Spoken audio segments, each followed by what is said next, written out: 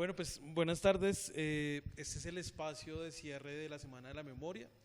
Lo hemos planteado como un taller conversatorio, ¿cierto? Como compartir también la experiencia a través del trabajo de archivo. Antes de empezar ya veníamos conversando alrededor de cómo situar el archivo, un poco también sacar el archivo de la idea de que solamente es un archivo institucional, ¿cierto? Un poco también hablábamos alrededor de la importancia de situar ese mismo archivo, de situar el sujeto que interviene en ese archivo, la potencialidad que tiene, digamos, como esa relación entre sujeto-objeto y el archivo, digamos, como un objeto que se puede intervenir.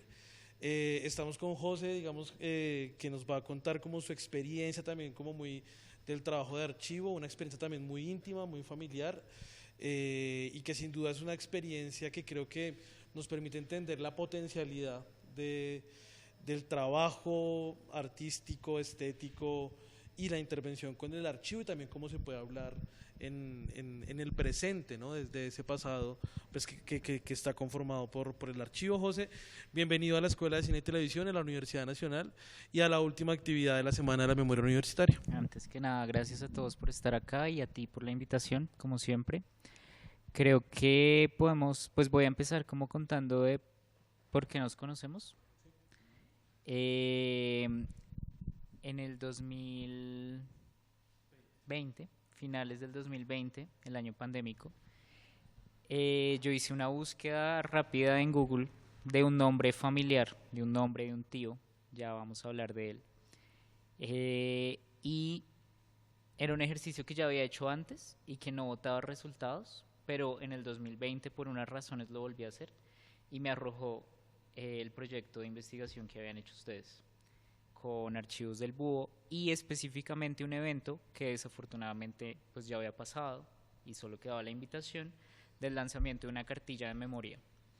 Y la cartilla de memoria era sobre estudiantes que habían sido asesinados o habían muerto en circunstancias muy extrañas, vinculados a la universidad, como desde la década del 60 antes.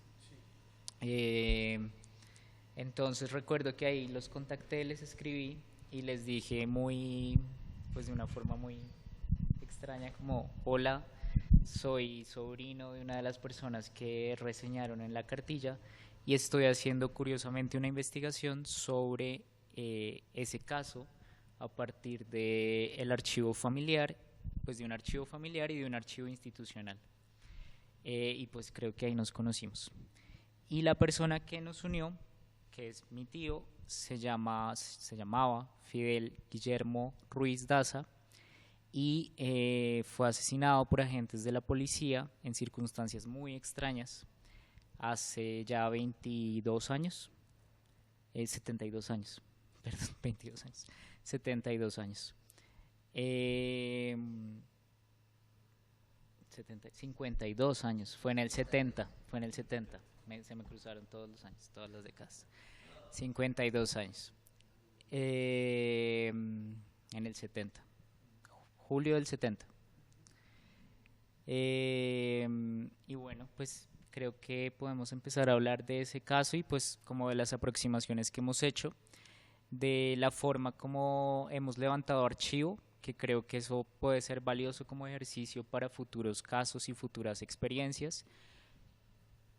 Y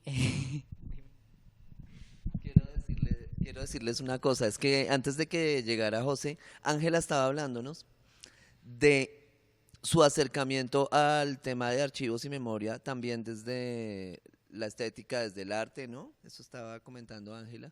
Entonces, creo que está muy relacionado con lo que nos está contando José. No nos ha contado el acercamiento, digamos, plástico, material, cuáles son los materiales de trabajo, porque la verdad es que Rodrigo nos invitó a mirar cómo intervenir archivos.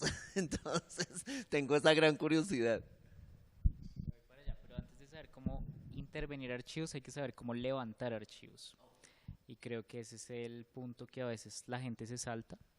Y bueno, pues en toda investigación del resultado, sea el que sea o el que uno quiera que sea, hay que hacer un paso anterior que es el levantamiento de archivo.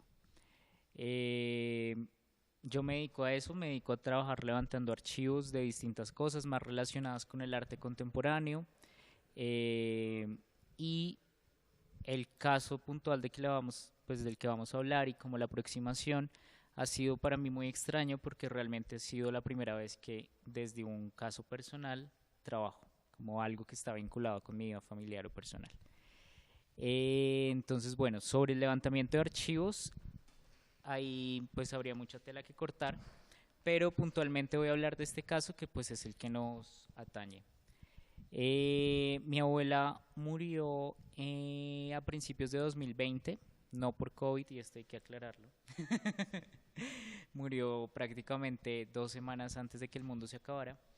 Y pues todos de alguna forma terminamos muy agradecidos porque pudimos hacer como un cierre familiar, una reunión familiar, un entierro normal o a lo que estábamos acostumbrados a la normalidad y una, digamos, visita a la casa que era de ella en circunstancias normales con toda la familia. Y en esa semana o en esos días yo empecé a recopilar toda la información que estaba en la casa relacionado con su hijo Guillermo, con mi tío.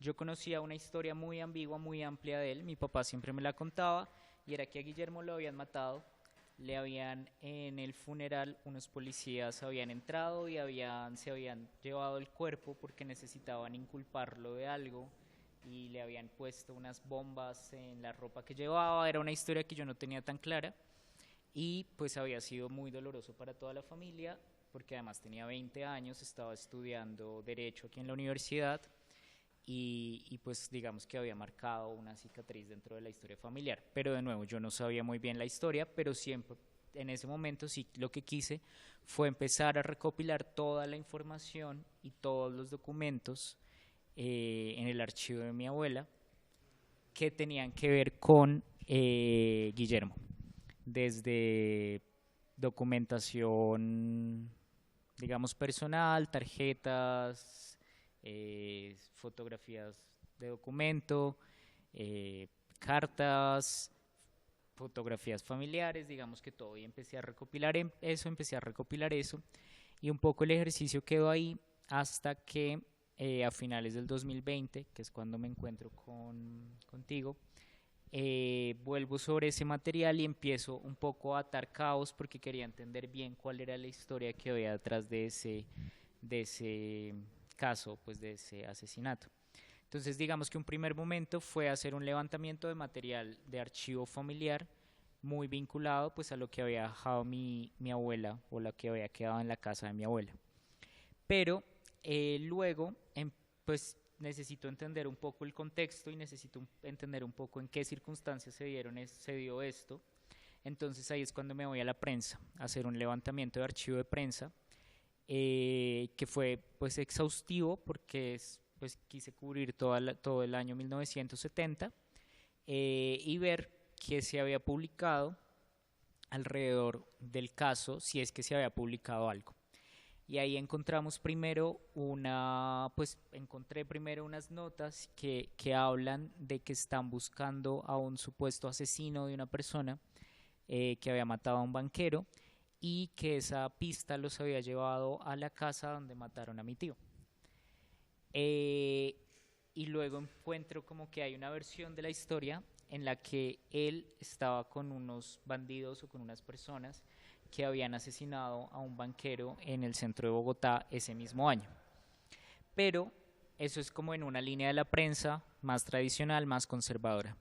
Pero revisando Voz Proletaria, que es este órgano del Partido Comunista, encuentro que hay otra versión de la historia en la que denuncian efectivamente cómo a mi tío lo inculparon de algo que no había cometido y piden que se haga una investigación que obviamente nunca se hace y piden que se limpie la memoria del estudiante, que lo tratan siempre como el estudiante de la universidad.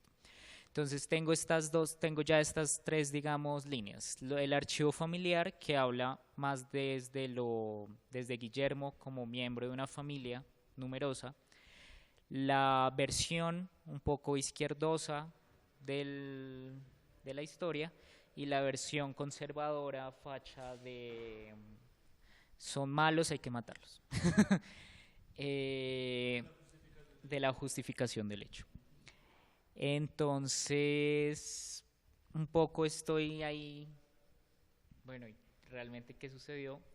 Ya tengo, digamos, este material levantado, pero hay muchas cosas que no me empiezan a cuadrar y ahí es cuando voy a hacer otro tipo de levantamiento que es ya el archivo vivo, que son las personas.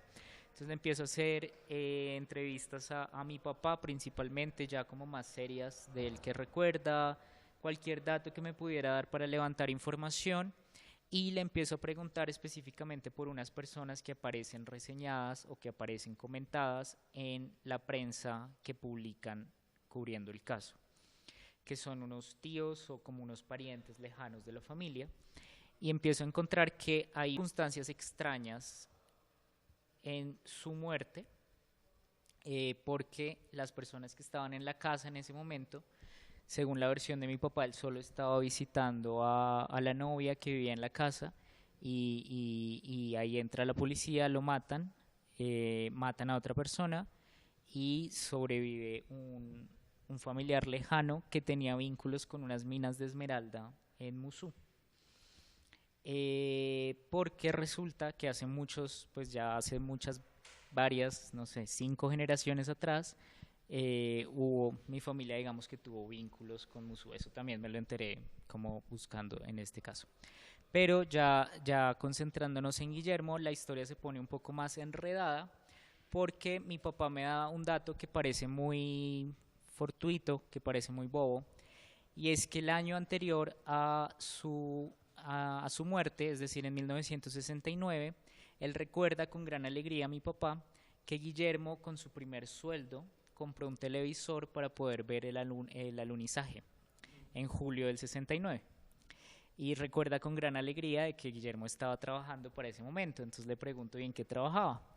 Y él me dice, no, estaba trabajando en un puesto muy menor como asistente de alguien en la Registraduría Nacional en sede Bogotá, porque su tío, es decir, mi tío abuelo, era el registrador delegado para Bogotá en 1969, 1970 también, y le consiguió un puesto. Así de sencillo.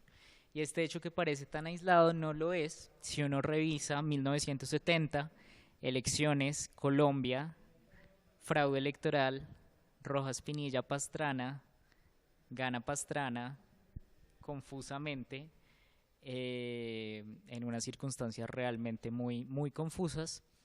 Y pues ya todos sabemos que hubo fraude electoral y que se le robaron las elecciones a Rojas en el 70. Entonces estos datos como que empiezo a unir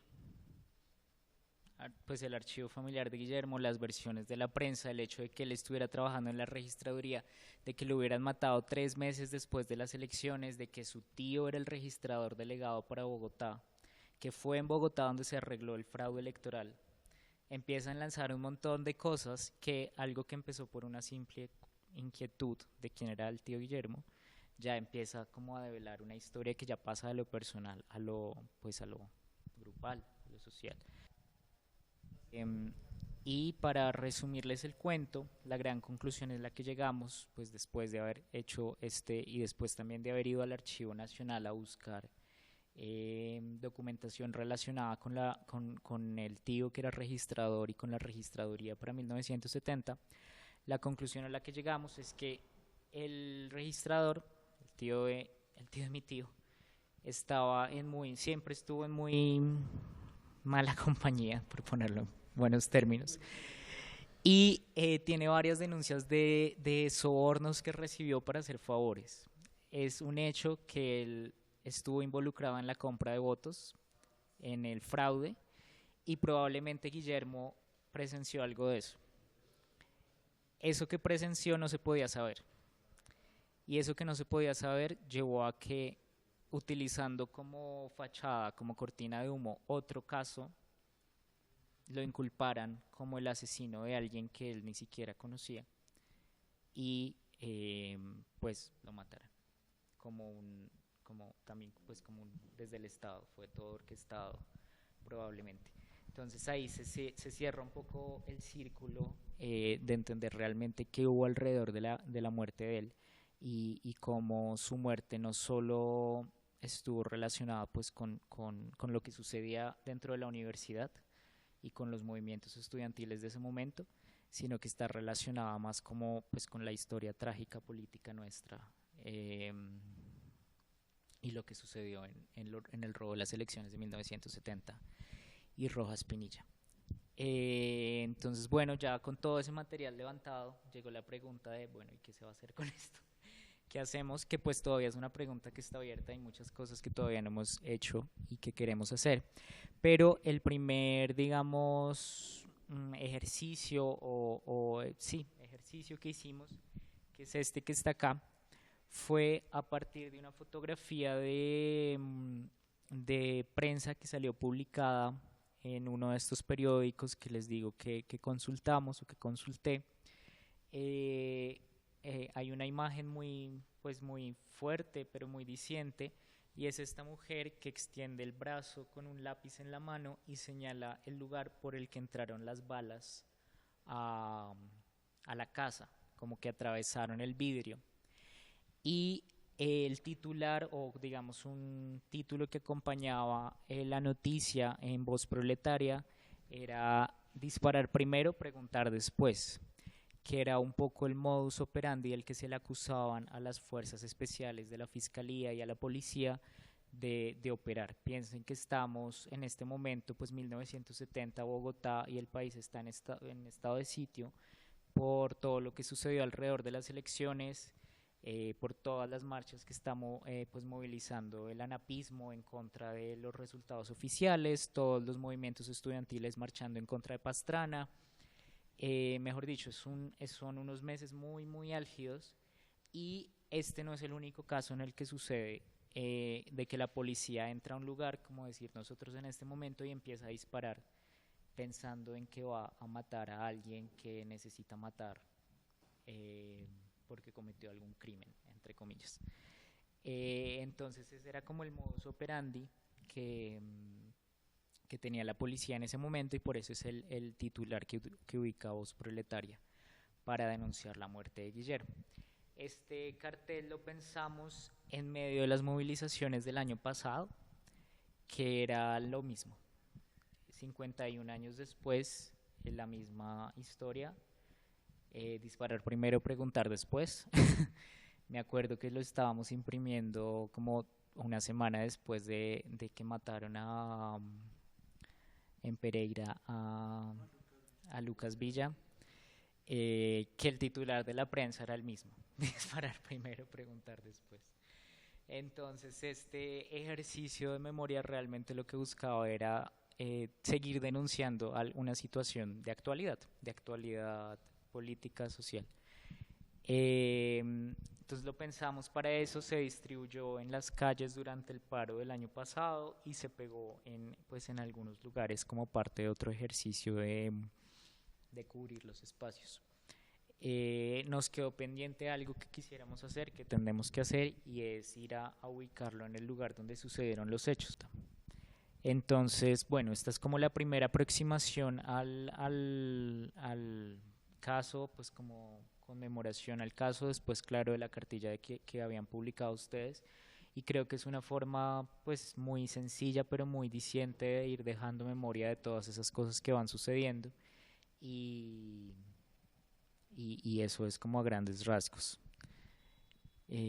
¿Preguntas? Complemento. No, yo quiero complementar un poco también la otra parte, ¿sí? Porque nosotros llegamos a encontrar el caso de Fidel Guillermo gracias, digamos, a la base de datos de archivos del Búho, y a que el nombre de Fidel Guillermo apareció alguna vez en un panfleto universitario, ¿cierto? Y que fue a través de la identificación de este nombre dentro de un comunicado o algún ejercicio de memoria que se hizo en la época, que se ubicaba el nombre de Fidel Guillermo, y que a raíz de eso lo ubicamos dentro de la base de datos de violaciones a los derechos humanos registradas por el movimiento estudiantil. Y era interesante porque en este caso se exaltaba era la condición de estudiante, muy distinto a lo que hacía la prensa oficial en términos de que se exaltaba era la figura del joven sospechoso, ¿cierto? Y esta figura del joven sospechoso va a ser importante para que nosotros tomemos la decisión de incluirlo dentro de la cartilla de la cartografía de la memoria, porque nosotros, pues vale la pena decir que esa cartilla, digamos, fue en el marco de una beca de activación del Instituto Digital de Patrimonio Cultural, y una de las reglas que nos pusimos nosotros mismos y nosotras mismas en ese ejercicio fue identificar casos que no estuvieran en Teusaquillo, en la Candelaria, digamos como en la centralidad de Bogotá, porque queríamos resaltar también cuáles eran esos lugares que estaban fuera, digamos, como de esa centralidad, Bogotá central, ¿no? O esa Bogotá cliché, sí, entre comillas. Y una condición era que fueran jóvenes, universitarios, habitantes de barrios populares y que habían sido víctimas en extrañas circunstancias. Y el caso de Fidel Guillermo encajaba perfectamente en esa condición.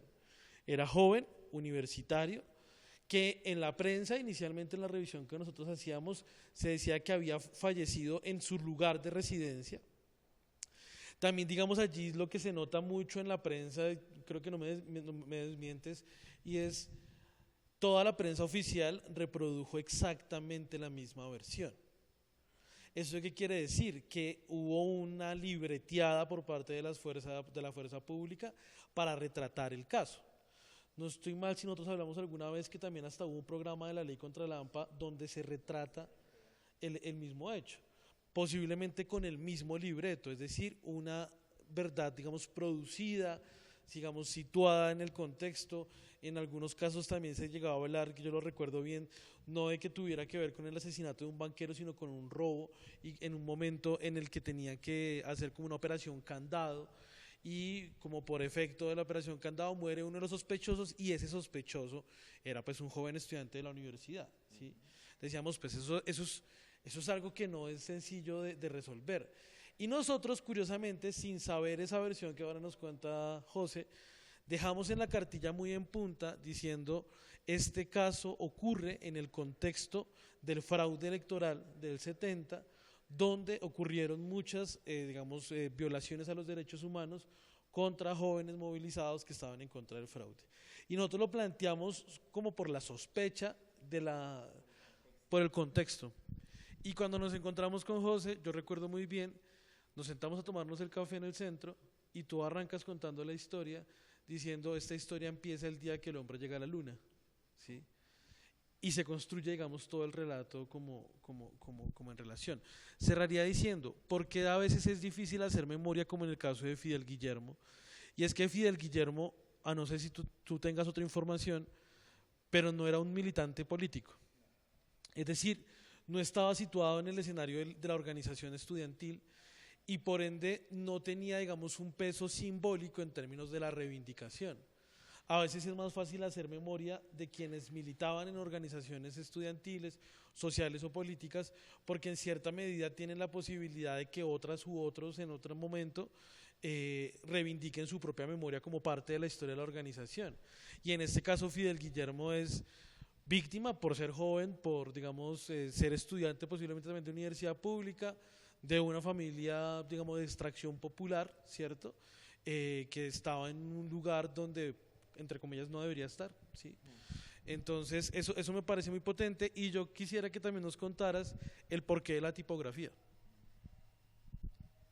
Sí, no, lo que dices es muy cierto. Yo creo que ahí hay algo pues muy fuerte, y es que historias como estas hay muchísimas, y el problema es que cuando están muy vinculadas a archivos familiares y no tanto a archivos sindicales o archivos que pertenecen a otros grupos que están más preocupados por hacer memoria, pues se pierden, completamente perdidas. No van más allá. No porque sus familias no sean dolientes de lo que sucede, sino porque no entienden bien cómo hacer ejercicios de memoria. Y bueno, pues ya para la constitución gráfica del cartel decidimos utilizar esta tipografía.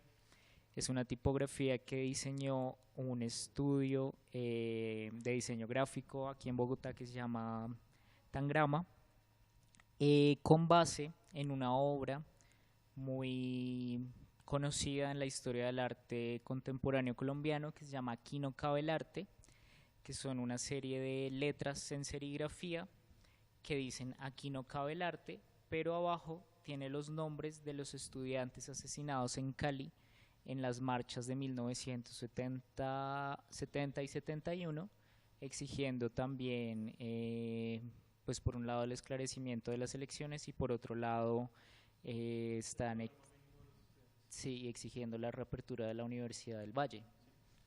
Es un listado larguísimo de estudiantes asesinados en el Valle en ese momento, en Cali. Y lo que hace Antonio Caro, que es el artista detrás de la obra, es escribir "Aquí no cabe el arte" y abajo poner el listado de las personas asesinadas.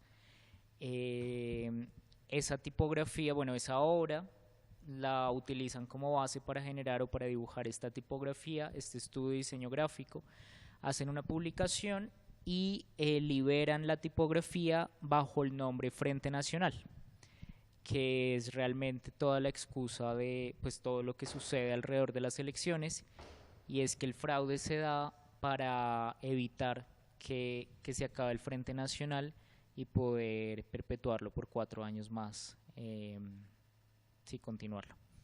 Entonces también pues por toda esa carga que tiene tanto la obra como la tipografía, decidimos utilizar también esta para el diseño del cartel. Sí, yo creo que también vale de pronto la pena decir que tristemente uno podría hasta plantear también que el caso de Fidel Guillermo abre una década de cifras rojas para el movimiento estudiantil, porque yo creo que es la década del 70 donde más se presentaron hechos violentos contra estudiantes de todo el país, empezando pues en el caso de Fidel Guillermo en el 70, en el 71 en Cali, donde asesinan un poco más de 30 estudiantes, y posterior a eso los cierres permanentes de la universidad. El taller 4 Rojo, por ejemplo, tiene una imagen en honor a José Darío Palma y Yesid Castañeda, estudiantes nariñenses asesinados en el 74 aquí en la universidad, y así sucesivamente hasta el asesinato, digamos, en el 78 de Patricio Silva Ruales también aquí en la universidad, que a mí siempre me ha parecido que tiene similitudes con el caso de Fidel Guillermo, por lo mismo, por ser estudiantes que no militaban en ninguna organización estudiantil y que fueron asesinados, uno podría decirlo casi que por ser estudiantes. Y en ese caso hay una cosa que me parece que es mucho más dolorosa, y es que en la parte de abajo del cartel dice ocurre en el 70 y esto se pega y se imprime en Bogotá en el 2021, ¿cierto? Porque puede ser un titular, como tú ya lo mencionabas, que se pueda repetir en cualquier momento, que lo podemos leer mañana mismo con algo que pueda ocurrir el día de hoy, y es que desafortunadamente estas violencias pareciera que trataran de un pasado presente continuo que tal vez nunca acaba, ¿cierto? Y el asunto es cuántos listados más vamos a hacer, cuántos lugares más vamos a marcar para poder recordar a esas personas que ya no están. A propósito del lugar, nosotros cuando hicimos la cartilla tomamos la decisión que en aquellos casos donde pudiéramos identificar digamos, la dirección específica, ir y digamos puntearlos, hacer la georreferenciación, tomar fotografías y hacer una comparación de la fotografía del antes con el ahora. Y yo tenía muy presente lo de Fidel Guillermo porque sabíamos que era en el barrio San Carlos, pero también sabíamos que el barrio San Carlos, como toda la periferia de Bogotá, en los últimos 20 años ha cambiado por lo menos 4 veces de nomenclatura. Es decir, la probabilidad de encontrar la misma dirección que estaba en el 70 a la de hoy y era la misma casa, era casi imposible. En la fotografía original hay una foto donde unos niños juegan con unos escombros que están en la portada de la casa, y hay una cenefa de ladrillo en un segundo piso que no existía, que es un detalle característico. Eso era lo que teníamos de la imagen. Buscamos la dirección, obviamente no dimos con la dirección, es más, daba como a 5 o 6 cuadras del lugar donde es, y lo que tomamos la decisión en ese caso y en otros casos fue: vamos a la Junta de Acción Comunal. Marcamos el salón de la Junta de Acción Comunal porque la intención final de todo esto es que, por ejemplo, los salones de juntas de las localidades, de los barrios de Bogotá, tuvieran un listado alrededor, por ejemplo, de esas marcas. Cuando estábamos allí, yo digo, pues espera a ver si lo encontramos por acá. Me devuelvo y lo que encuentro es exactamente la misma casa. Ya no con los escombros que estaban afuera, sino con una peluquería y con una lotería que después por la pandemia cerraron los dos negocios. Tenía segundo piso, pero la cenefa de ladrillo seguía exactamente la misma.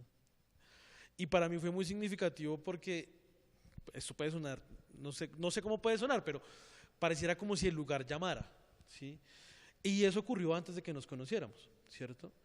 Y cuando José aparece a través, digamos, del perfil de Instagram de Archivos del Búho, nos encontramos, contamos esas historias, es decir, llegamos aquí también porque hay que contar una historia que nos junta, posiblemente sin tener ninguna conexión previa, pero nos junta y sabemos que estamos y que podemos elaborar muchos ejercicios alrededor de ese pasado que nos encuentra en el presente, posiblemente para pensar un futuro distinto. José y Rodrigo, gracias. Se nos está acabando el tiempo, mejor dicho, ya se nos acabó. Pero no sé si antes de cerrar, ustedes tienen alguna pregunta o comentario sobre esta historia tan singular, pero que yo digo a la vez es singular y a la vez con seguridad hay muchas familias que podrían levantar un archivo, hacer su memoria, construirlo a través de documentos y no todo el mundo se pone a la tarea, que era algo que se hablaba esta mañana, ¿no? Entonces no sé, Ángela o Dani o dale, espérate aquí con el micro. Es bien curioso porque antes de que llegaras estábamos hablando o yo estaba hablando básicamente como de mi interés por trabajar la microhistoria, y básicamente eso que tú hiciste es microhistoria. Es como partir de la historia de un personaje que en este caso es tu tío, se puede reconstruir una parte o se puede narrar un suceso o una parte de una historia de un colectivo, ¿no? Que es como la historia de la muerte de tu tío está ligada a un fraude electoral que, pues, es decir, que concierne a todo un país, ¿no? Es súper interesante tu trabajo y pues la forma en cómo llegas a esa conclusión. Muy chévere tu trabajo, ojalá que lo puedas publicar. Sí, sí, pues a propósito, José, en Instagram está como @, se hace publicación, ¿cierto? Sí. Vamos a buscar. Sí. Sí, porque lo digo porque una de las cosas también que uno se encuentra con José es, pues a mí me gusta mucho publicar, hacer publicaciones de todo el trabajo, ¿sí? Y yo creo que no solamente en este ejercicio del archivo, sino en otras tantas cosas más, que te doy la palabra para que cierres el espacio y de pronto también para que nos hagas algunas otras invitaciones que crean que nos pueden interesar. Bueno, sí, lo que tú dices es cierto, es partir de una microhistoria para entender realmente la historia, la gran historia institucional. Y a propósito de eso, ahorita, muy invitados todos, hay una exposición en una galería en La Macarena, Espacio El Dorado, donde hay un despliegue sobre archivo electoral colombiano que inicia o se vincula también con la historia de Guillermo, porque tiene como punto de partida, pues uno, el inicio del Frente Nacional, pero la figura de Rojas Pinilla, y cómo realmente con Rojas Pinilla cambian mucho la concepción, pues, de democracia, de institucionalidad, que se maneja en Colombia, que se empezó a manejar en Colombia, y cómo precisamente esas grandes historias, eso que nos concierne a todos, como las elecciones, como los cambios de mandato, como los programas de gobierno, realmente afectan, son microhistorias, exacto, están nutridas. Entonces, pues ahorita hay una exposición, es un archivo sobre historia electoral colombiana muy grande, y que está desplegado un poco como lo que es, como basura, como desperdicio, como desperdicio. Un poco estableciendo una relación extraña entre la democracia y el desperdicio. Esta idea de que cada 4 años se vota, se elimina, se cambia, se desecha. Y pues invitados a ese proyecto.